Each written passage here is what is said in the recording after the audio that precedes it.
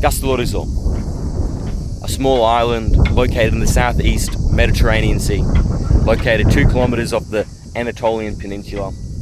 First inhabited by the Dorians during the Byzantine period, has been under occupation by the Ottomans, the British, the French, the Italians, and in 1947 reunited with the rest of the Hellenic states to be part of what is now modern day Greece.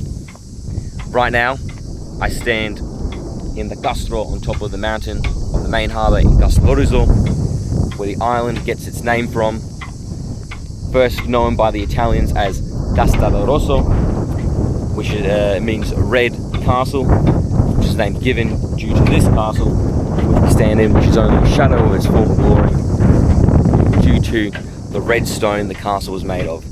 And the Greeks pronounced it as Kastellorizo. Before this, the island was known as Megisti, which means greatest. Even though the island is only 9 square kilometers in total, it is known as the greatest of this archipelago of islands in this area, which is how it had its old name and still referred to by some as Megisti, but commonly today known as Kastellorizo. And what we're going to do is we're going to take around this beautiful island. We're going to go see some of the sights and beauties it has to offer. So we'll start with the castle. The castle was built by the Knights of St. John during the pilgrimage era to provide refuge to those Christians traveling to the Holy Lands. So the castle was only a shadow of what it once was. Over the years, the island had multiple bombings, earthquakes, fires, and now all we have are the ruins. So we're going to have a quick look around from here. It's a good little point to explain just a few things that go on around here. So what we have firstly is we have the main harbour here. This is the Kastellorizo is one town that kind of spills over 2 harbours. So we've got the main Lamani here, we have Mandraki here, we've got the mountains up there. So let's go take a look around the island. Let's show you some of the places that make this place so special and unique in its own way. So despite being under multiple occupations throughout the centuries, Kastellorizo and the people from Kastellorizo have always identified as being Greek. Their culture's always been Greek, their religion, their way of life, their food. So despite multiple influences from occupying forces, the people here have always remained Greek.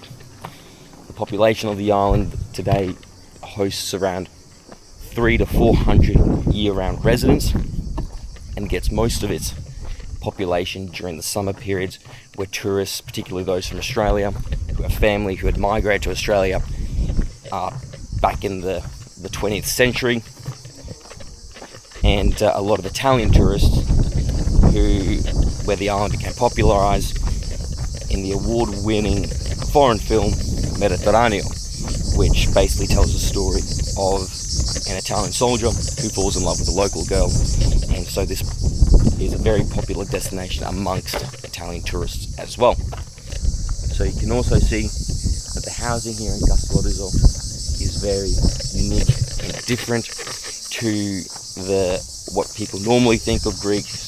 They normally think whitewashed houses like those found in the Cyclades, or they think of the little Horior stone houses that you might see in northern Greece. But Kastellorizo has a very unique form of building, very colourful houses with following a very similar theme. So following the mountain down, we come to this area known as the Horafi of the town. It's got a nice new refurbished church here. This here is where the school is, Church Konstantinos and Helene, after the name saints of the island. And it actually looks as if they've just recently repainted the school, which is nice to see that they're keeping the island nice and maintained. So basically with the school, because there aren't that many residents, the way it happens is that there's one teacher and there's one class, and depending on your age, the teacher will assign you different work throughout the day. I believe it only goes up to primary school, and for secondary education, a lot of the locals have to go to neighbouring islands like Rhodos to go continue and do further education.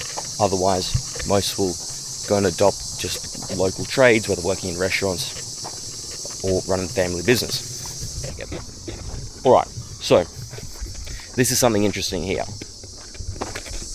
This dome-shaped building. So the island itself does not have its own source of fresh water. This here was an attempt in the past to try and store rainwater. So as you can see, the sides here on the white, they slope down and they follow a round curve. And if this rock wasn't in the way, you can see there is a hole there. And the idea was rainwater would fall on the roof, fall onto this white area, cool down and flow into the hole, and you would be able to store water when it rained on the island. So this was a donation from the Pasar, the governor, during the Ottoman rule, and it still remains quite well intact today. So just a unique piece of history to the island, and essentially because the island does not have its own natural water source, water needed to be brought to the island by boats, stored in water tanks under the house called stedners, and that would go and supply a limited amount of fresh water for the residents to use. We are now situated in Mandraki, the second harbour. This is where the old seaplane ramp was. Not as obvious to see here, just looks like a pile of rocks, and especially now that they've gone and reclaimed this land here, a lot of the other structures that were once here are now hidden and we can't see them as well. There's the custard up there again, and we're going to go take a quick look around here as well.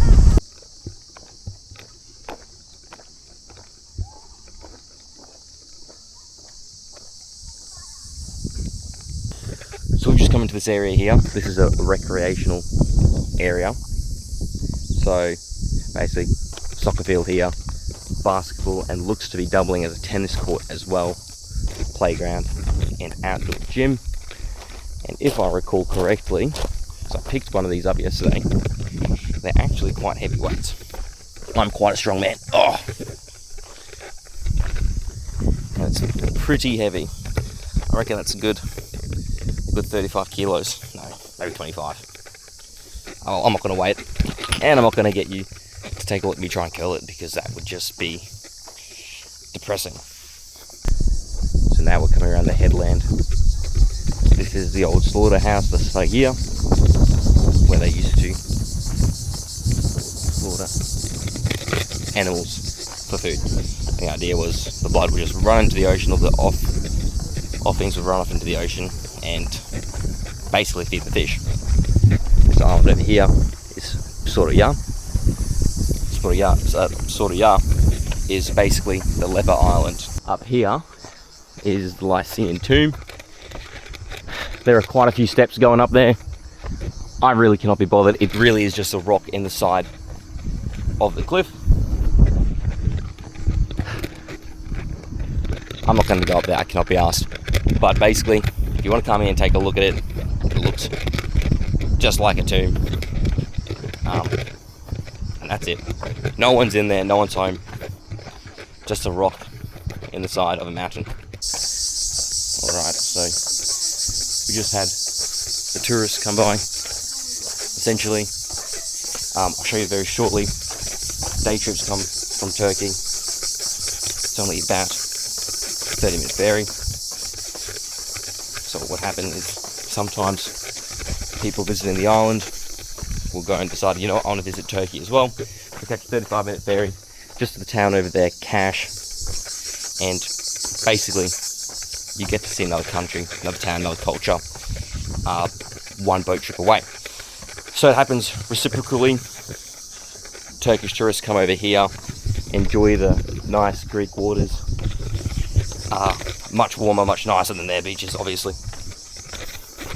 And this is a swimming spot over here, down there. This is a rock a lot of the local kids, myself, bloody Australian tourists like to jump off, think that they're cool. Alright, so we'll probably want to take you somewhere over there. Over there is Blackers. That's where in the olden days the stone for the village was mined. You get these nice carve outs of the mountain, and it kind of plateaus off with this nice slab beach appearance. So here's something else interesting. So this is the Dodekanes Seaways. This is a Greek ship. It's a day trip from Rhodos that comes. They drive 2.5 hours by boat to come here, spend 4 hours, and then heads back. So it is a Greek day trip, but not as selling as the 30-minute one from Turkey. So it's way too early for me in the morning to be recording anything. But we're going to wake up early. We're going to the Blue Cave. This is one of the things the island is famous for. So we're going to go and hop on a boat now. It'll take us around the island to the cave. So this is where we're going. So this is our trusty boat. Retired fishing vessel turned tour boat. Whoop. We got it. Alright. Again to the front of the boat. I think we gotta balance the boat. I bagged the queen size bed. There we go.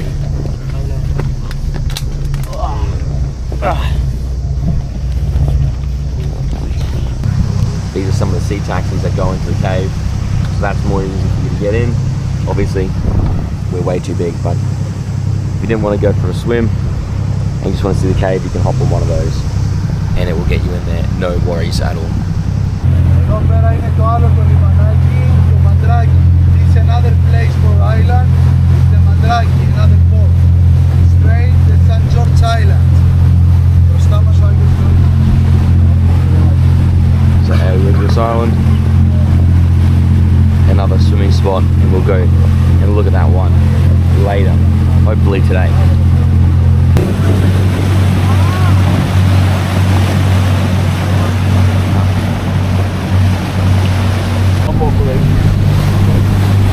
Basically, coming around the headland now, that finishes off the harbour area of the island, and now we're basically on no man's land on this side, where it just completely drops off.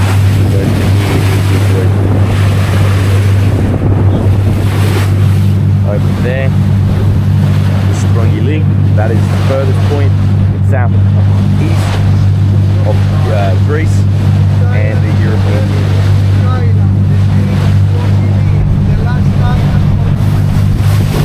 So there you have the natural rock of Kastellorizo, where it gets its the Kastellorizo, or the Loroso part comes from the red of the stone that the castle was made from, and this shows it very well. And I'm almost certain that just above this area might be where the airport is. So if your plane doesn't take off in time, you end up coming off this cliff. Now, I believe this bay here is called Navlakas. If you want to hike, there's also a little trail that comes down through the overland. Alright, so this is it here. We must have come at high tide, because you can barely get in that little crevice. Alright, so that little hole, that's the cave there.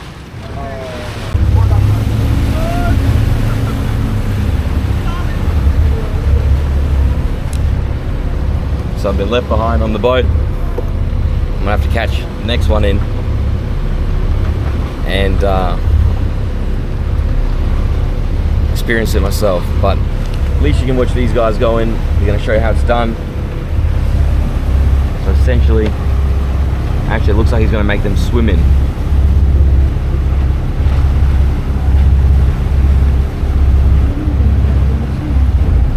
And normally it looks like the tide is a bit high today. When the tide's lower, the boat is able to time the waves, get beneath and into the cave, and you can actually drive around inside there. Alright, it's gonna be my turn now. Okay. Ladies first. Cool. Thank you.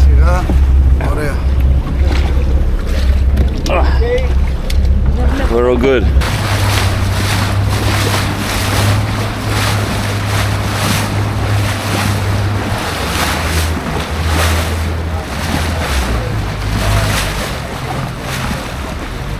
Alright. So this is it here. Okay, go. 1-1. Next. So I'm gonna try and keep this as dry as possible so I can listen to my beautiful voice properly.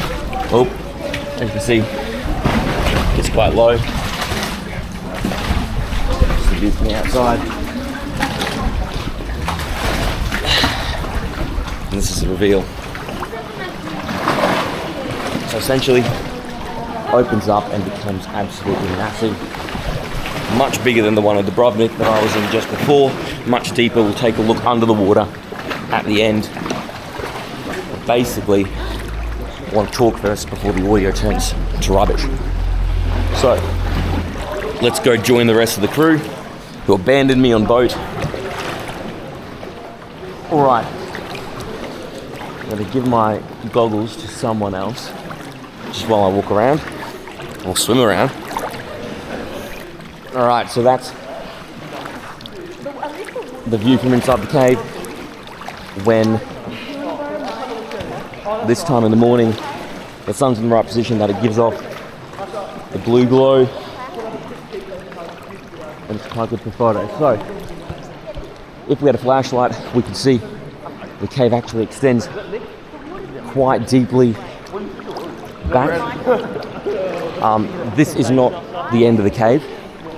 There's a bit over here that leads into a beach, Pebble Beach, and that's where the seal who comes and frequents the cave would go and rest. Again, just like before, not my type of beach. No beers, no babes, so not somewhere where I would recommend to come for a beach day. I don't know if it's been a lie, but I've been told in the past that there are eels if you go too far back into the darkness. I don't feel like getting my toes bitten off today, so we are not going to go any further than this. I'll probably finish this recording and we'll show you what the view is like under the water. So now I look beautiful with my mask on.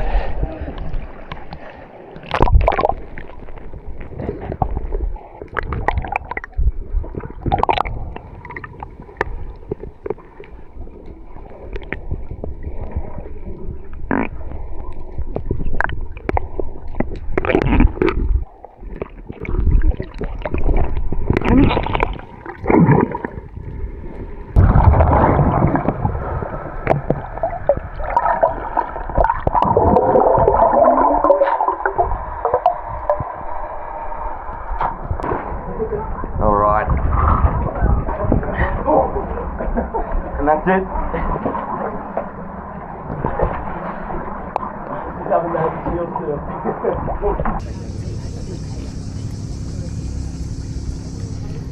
So this is the Island of St. George, popular swimming spot. Got a little church on it, and there's also a little hole in the wall where they used to store boats and everything. Little restaurant, Cafanil on the top, and you get a little sandy beach area over there.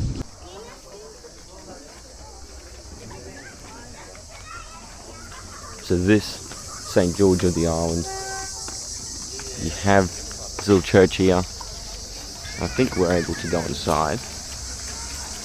We'll take a quick look in here. Only church clothes with clothing. Alright, well we'll wait till we get a shirt on. Right now I'm not wearing a shirt. We'll go look in there very shortly. Alright, so we'll take a look around here. Basically, this is known as a swimming spot of the island. Very famous, very scenic. You can come up here, have something to eat after you swim. And you can see the beautiful island of Kastellorizo in the background. Absolutely stunning.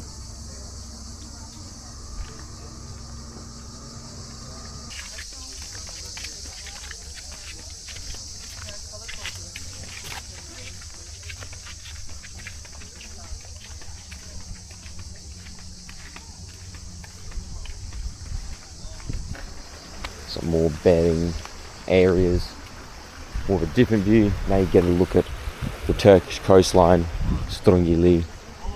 We've got Magala Nifty. The rest of my group is over here causing trouble. Let's go see what's going on here. So absolute degeneracy is what's going on. Actually, I'm going to stop this, I'm going to put a shirt on, we'll take a look inside the church. I've got my single on now. We'll go take a look inside the church. It's not normally open. The last few times I've come here, so I want to take this opportunity to take a look.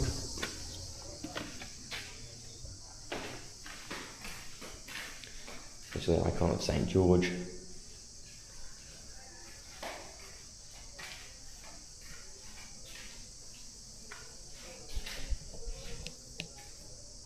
Very simple church, but otherwise just as beautiful as any Orthodox church.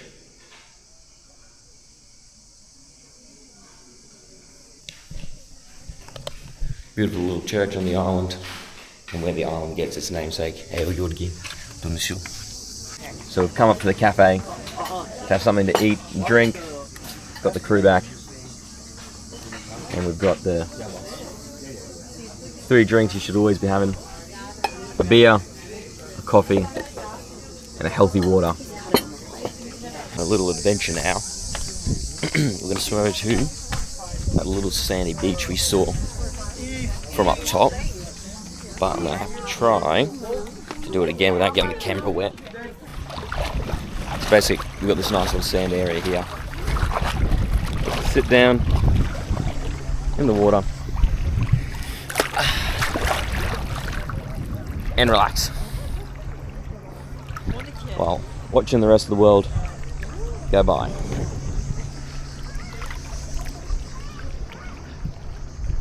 So another interesting thing to note, this boat over here, this tourist boat, it's actually not a Greek vessel, it's actually a Turkish vessel. So that vessel comes over from Turkey, does day trips, and they come and they enjoy the Greek beaches for the day, and they head back to Turkey. Alright, I'm not going to venture over there because it looks like it's all a bunch of pebbles, sharp rocks and washed up sticks, so this is definitely the nicer area of the beach. So if you come to Kastellorizo, one of the things you have to do is come here, enjoy something to eat up on the cafe up the top, sit in the sun, come sit in this little sandy area and watch the world go by. Alright, but we're going to head back to the mainland, Yorgi mainland, and then we're going to go from there back to the actual mainland, the Kastellorizo mainland, and that's what we're going to do. Alright, we'll take a look in the cave now. Get a better look in there. Alright, so essentially this cave here, for those of you who have watched the movie Mediterraneo, don't judge my Italian accent. This is where he was doing the dynamite fishing. This is the cave here. I think they used to store boats under here. But otherwise there's not much going on in there. I don't want to venture too far in and get eaten by an eel or something. But yeah, that's essentially it. Nothing really too much to see in there.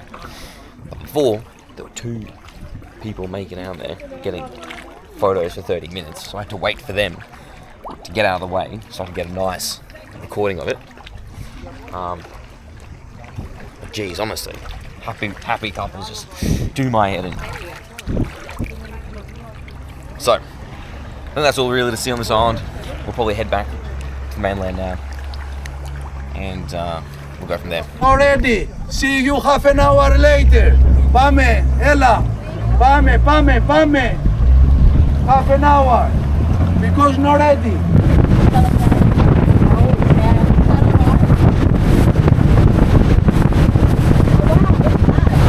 the jet.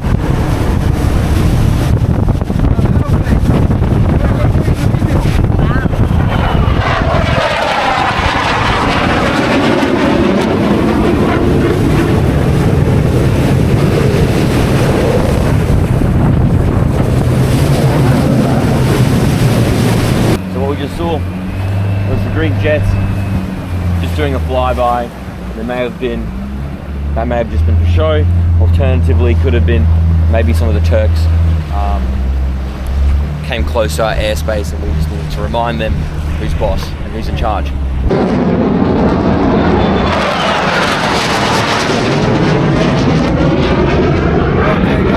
Alright, so basically we just got the jets on camera again. They're Greek jets.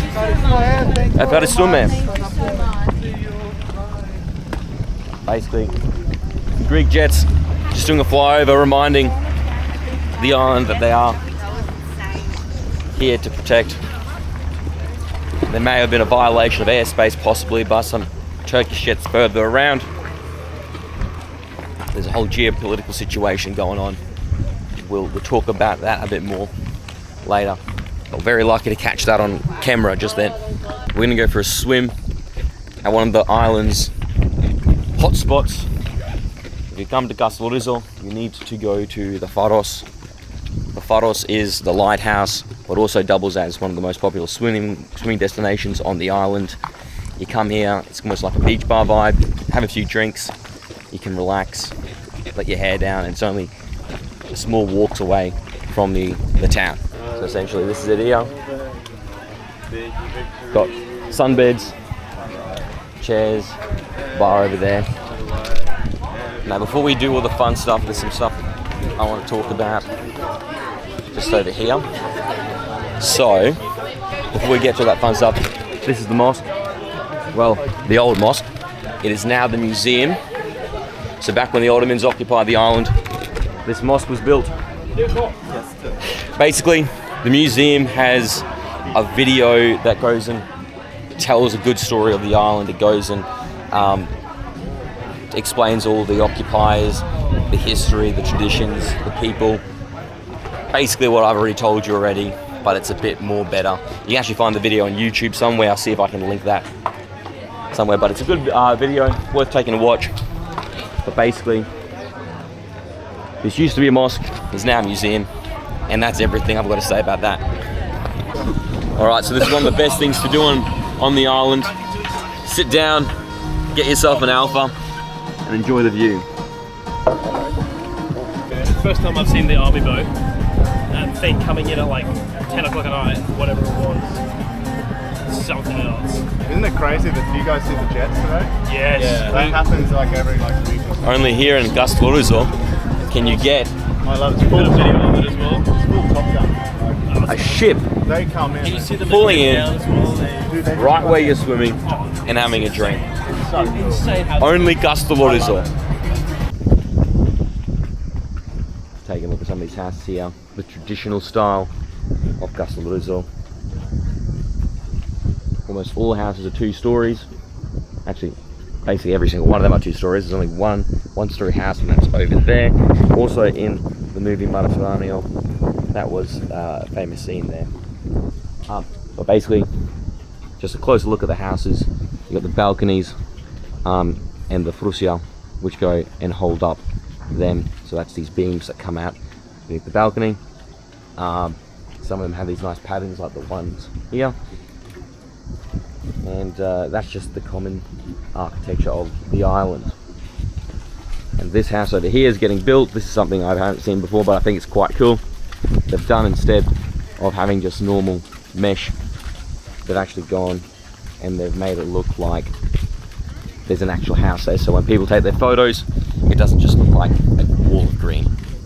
Okay, so basically the whole esplanade over here becomes alive at the evenings, restaurants and bars.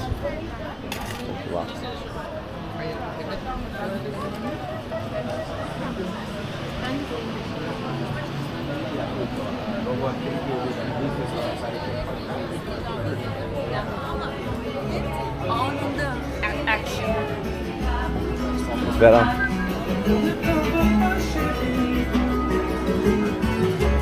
Actually, I want to just take a quick look in here. So that was the town before it was bombed after the earthquakes. So you can see all full of houses and ships. Closer look. That's better.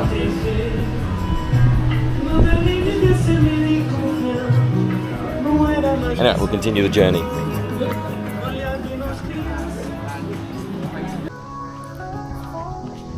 Alright, so the weather has turned cloudy, and now that has happened, I'm going to take the opportunity to walk up 400 steps up to the top of the hill, and up there there's the monastery, which has a little cave beneath it, which is pretty cool. So that's where we're going, up the stairs, all the way to the top of the mountain. Said to be 400 steps, but I guarantee you that it's more.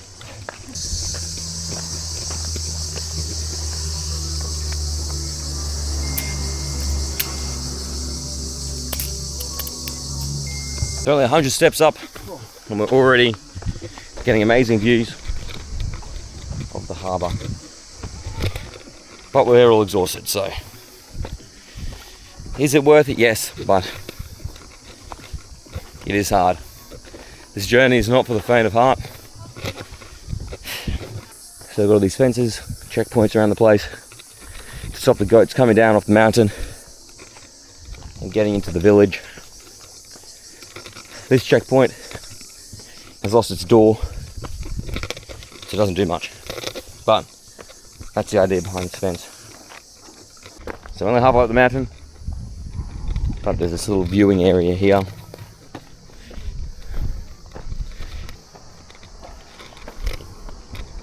There you have it. Beautiful Greek flag painted into the mountain, showing the island's solidarity with the rest of the country of Greece, despite Turkey just being 2 kilometers from point to point. So I'll quickly take this opportunity to explain a little bit about the whole situation here with the island in recent years. So the whole island of Kastellorizo is only 9 square kilometers in total, and the little islets around it don't add up to much more. We've got Ros, Strongili, and basically what's happened is that they found oil and gas reserves off the island's coast. Because of the island's position and of international law, the island gives Greece the rights over the sea area and the resources in the sea, and their EEZ, their exclusive economic zone. And what's happened now is that the Turkish government doesn't like this, because they don't believe that such a small island should be allowed to have such a vast area of the ocean. So there's a strong military presence on the island now. We'll go up to the top, see if we get in trouble for recording, but there is a strong military presence up on top of the mountain. We were able to see before that there is the military boat in the harbour, so just right there, and saw just the other day was the jets flying over, and that could have been for a few reasons. That could have been just to go in and show that the island is still quite active and still being watched by Greece, or possibly what sometimes happens is a Turkish jet will go and it will go and violate airspace somewhere just a bit off the island, whether it's behind the island all the way up in the sky, and when they violate it, then the Greeks have to come and do something about it. Alright, but we're going to continue our journey up the mountain and we'll go from there. Alright. Again, a view you can't be sick of. Never get sick of this view. Alright, let's keep going. We're almost there. Oh my. Look at him. That is the goat of all goats. Goat final boss. The actual hill you have to get to is there. Champions Mountain. Alright. I'm going to whack out these last few steps. Officially get to the top. And that's it here.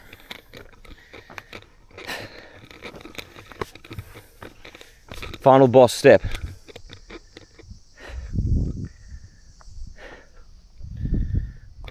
But there really is not much going on compared to down at the harbour front and Mandraki, where you have all the houses, all the businesses, all the people. Up here there are some farmland, but absolutely nothing going on up here. See, well, this is the church. Ayo Yogi Tufunu.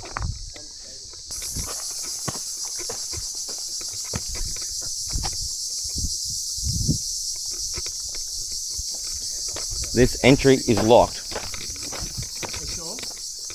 Yep. There's a bolt on it.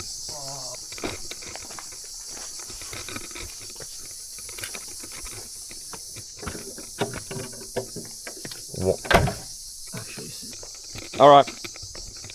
I guess we're not one of God's favourites anymore. Alright. Back to the beach.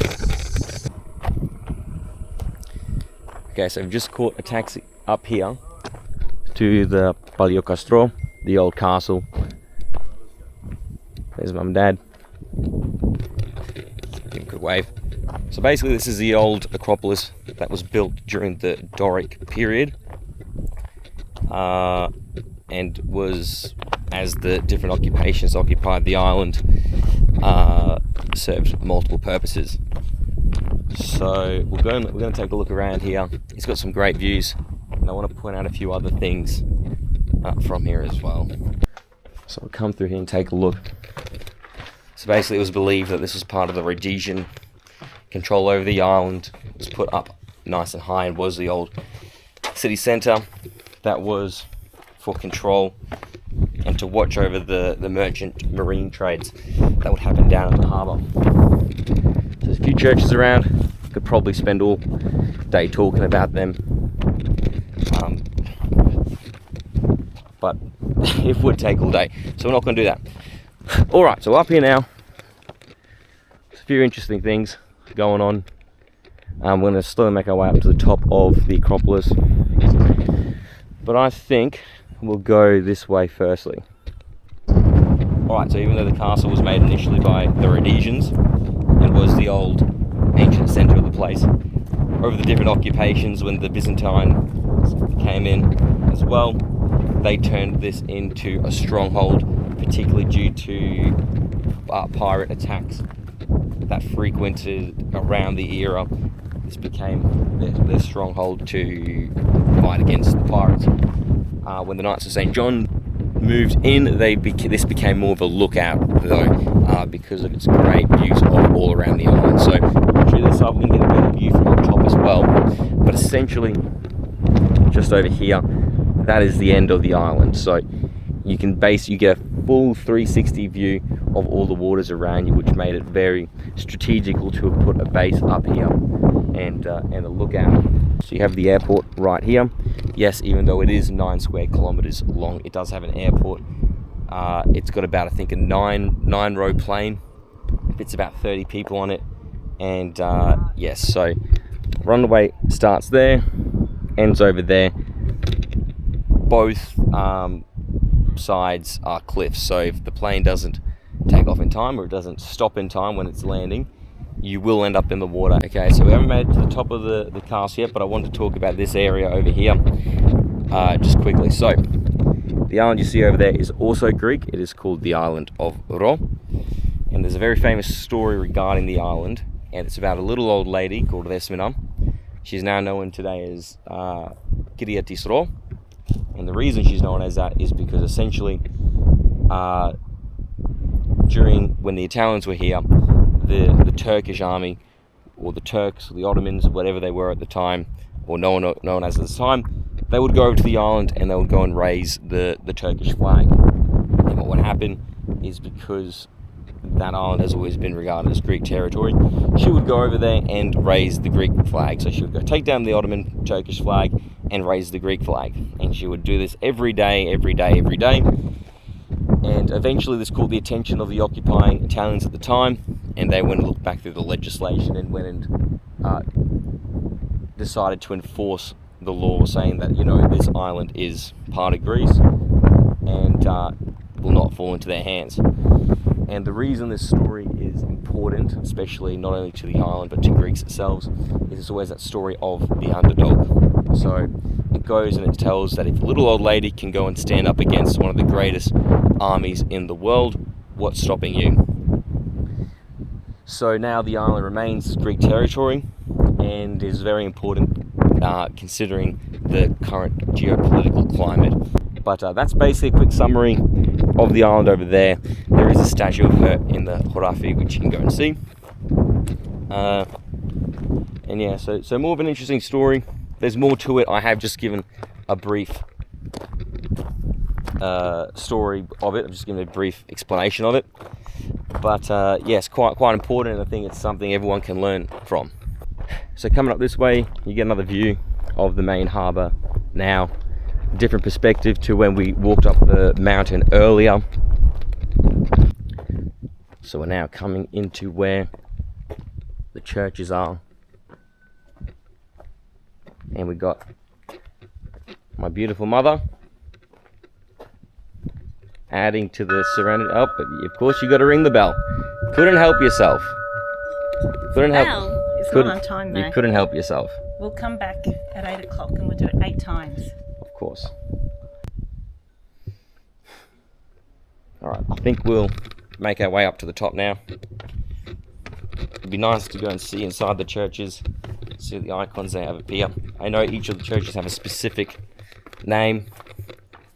Again, I'm not going to go into that.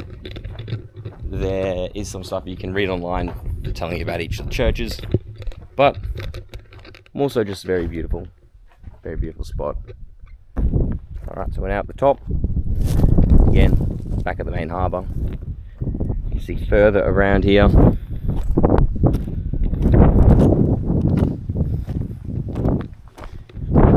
Was once roped off. Am I going to listen to the rules? Probably not.